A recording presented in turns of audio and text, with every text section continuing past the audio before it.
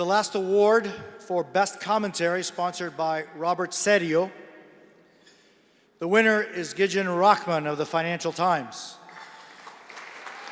Judges praised the range of his topics, noting he was particularly forceful on the rising tide of nationalism facing Europe and the US.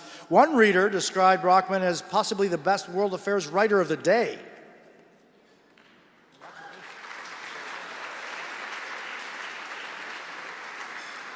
Well, thank you very much to the judges for this tremendous award.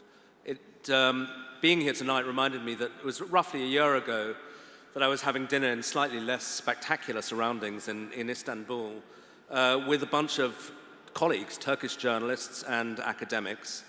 And over the course of the evening, it became apparent to me the incredible pressure that they were working under.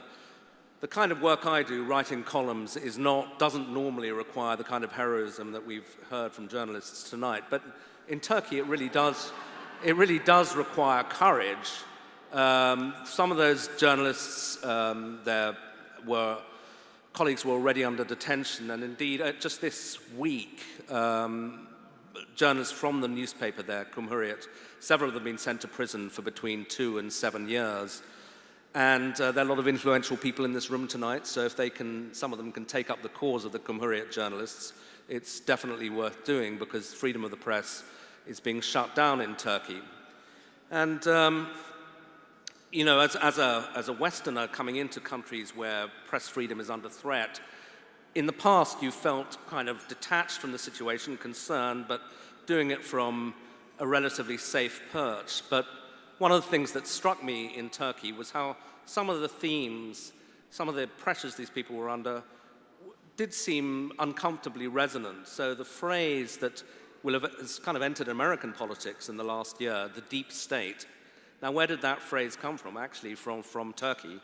The idea propagated by a political leader that the press is part of some gigantic conspiracy, that too is very Turkish. The notion that behind this conspiracy is a single man, George Soros, was something that Recep Tayyip Erdogan, the president of Turkey, is promoting, and actually is the subject of another column I wrote. Oddly, Soros crops up in conspiracy theories all over the world, from Russia to Hungary to Turkey and, unfortunately, to the United States.